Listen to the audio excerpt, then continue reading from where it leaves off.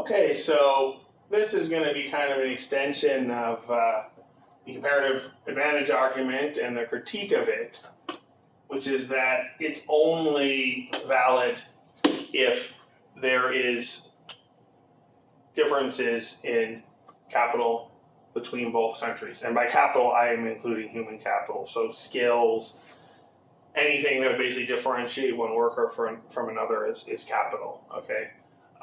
And we're only, of course, now going to talk about the mobile kind. So there is, of course, certain goods that are produced that will, pretty much always be produced more cheaply or more efficiently or at better quality in some countries than the other, having to do with the weather or whatever, and maybe some other subtle factors. But 90% of GDP is produced indoors. And while some indoor production may be sort of immutably or immobily placed in certain regions of the world or certain countries, we're going to kind of assume that anything that's indoors is kind of a machine. It's capital. And capital is mobile. So here, as you probably read in the Slate article that I presented you with, we have a serious defect in the theory of comparative advantage. If transportation costs are sufficiently low, which they are now, then what does comparative advantage really mean anymore? We can move capital from one country to the other. If one has a comparative advantage because it has more capital, well, that capital can just flow out to another country. No more comparative advantage between countries any longer, okay? Or it'll shift the comparative advantage, thinking of the other 10%. But we're going to actually further assume that all production is within this 90% to make the argument more crystalline. So in any event, there's no comparative advantage if anything that gives you a comparative advantage can move from one country to another. And this makes up a huge percent of GDP in reality. So what happened is in the early 1990s, they were considering the North Atlantic Free Trade Agreement, NAFTA, under President Clinton at the time. And actually, one of the issues was environment, which I will actually talk about when we get to it in the environmental Kuznets curve.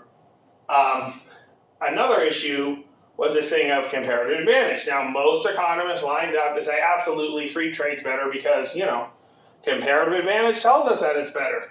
We should, if they can make it cheaper in another country, then they have a comparative advantage, so let's move it there. The problem is that's not actually what was happening, okay? What was really happening is that what Marx calls social necessary subsistence, which means what you need to sort of decently survive in one country is different than in another country. Now, the reason Mexico and the USA are in quotes here because this is not intended to accurately represent both countries. They're still sort of imaginary, okay? And this is theoretical modular argument, a Platonic form, but it has a lot of relevance to what happened in the real world, beginning in the early 90s. So we have inexpensive transportation. They passed NAFTA because of the advantages to comparative advantage, not. What actually starts happening is in Mexico, there's a lower standard of living. They have a lower socially necessary subsistence, which means you can pay workers a lot less than you can in the United States. And that doesn't even include issues like unions and minimum wages from government and stuff like that.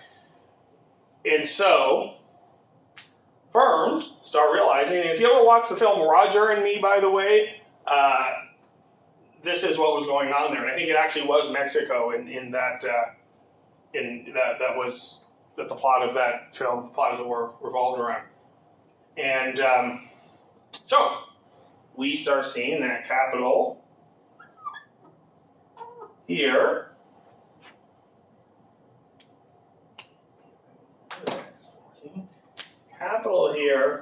starts moving from the United States to Mexico. Now, the reason this is, by the way, this is the labor market here. This is the labor market in the United States. Okay, we have wages up here, demand for labor, supply of labor, just like goods, except the willingness to accept and the willingness to pay are reversed, i.e. the willingness to accept is now worker consumers, the willingness to pay is now firms, although it's usually marginal cost we're actually talking about, but I'm sorry, value product of labor we're talking about, not willingness to pay. In any event, it's not really germane to this issue. So, demand for workers is related to, it's a function of capital. Okay, the more capital there is in a country, the more workers that we need to work it. So if you increase the capital intensity of a country, it's going to increase the demand for labor.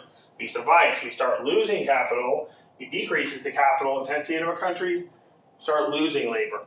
So you've probably heard a lot of news with free trade, there's a lot of job loss in the industrial sector for U.S. workers, and basically they start having to accept jobs that don't pay as well, and in fact, wages have stagnated in the United States since a lot of this started going on.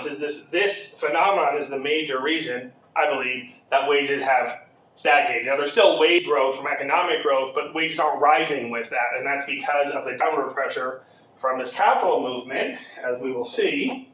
As capital begins to move into Mexico, it increases labor demand because it has increased capital. Okay, there. Just do that. So, what happens to wages in Mexico? They begin to increase. And we get the mirror opposite in the so-called USA. Okay. Capital begins to leave, labor demand begins to go down.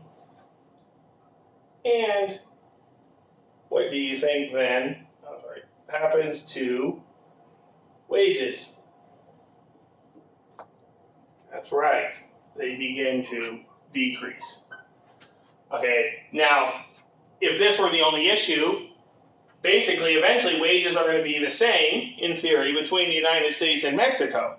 Now, this is not a moral argument. A lot of people say, well, free trade is bad because it hurts U.S. workers. Look what happens. Well, it also helps Mexican workers, and it's a little bit sort of, national-centric to start making that argument. However, a lot of this involves a lot of environmental damage, which is going to be the topic of the environmental Kuznets curve argument we'll talk a little bit about. So that's actually another issue, but it's why, personally, I can't validate it. Otherwise, I say, well, U.S. workers hurt, but Mexican workers helped. I mean, that's only fair, right? But I'm ultimately not making any moral statements about this beyond the environmental issue. But so we see now what happens with comparative advantage. It's not that the most efficient country is making things cheaper. It's that capital is flowing to where wages are lower, and there's also far more lax environmental standards, which is one of the reasons this kills the environment.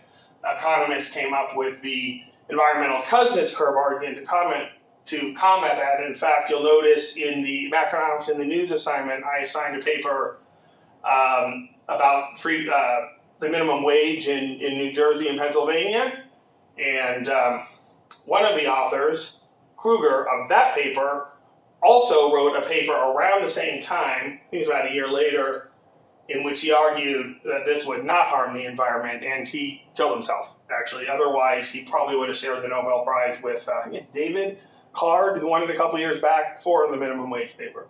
So a little trivia there. Okay, so, bam, that's pretty much what happens. And I've basically countered this argument elsewhere, but economists were also, we're going to have this comparative advantage, and that's why you need to have free trade. Apparently oblivious to this, although I did get this from from some economist somewhere in the past. I don't remember.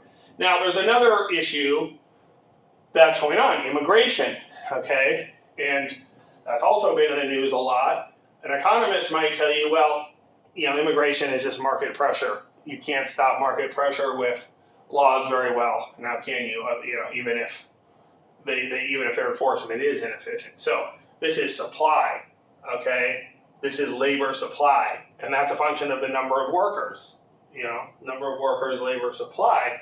So another thing that starts happening is that workers, because wages are higher in the U.S., come from, say, Mexico to the United States. Well, what happens to labor supply, okay? So we have labor supply begins to decrease as workers, say, travel to the United States. What does that do to the wage here? Okay, it increases it. And same thing in reverse over here. Okay, we have, let's see if we can get this equal here. A fall in labor supply to here. And we have a new wage, it's gone down even more here. And these processes happen in theory, again, until we get a harmonious single wage between both countries, okay? And that is a more realistic description of what happens when we start to lower trade barriers, or they naturally become lowered from lower transportation costs. Thanks for being a lovely audience.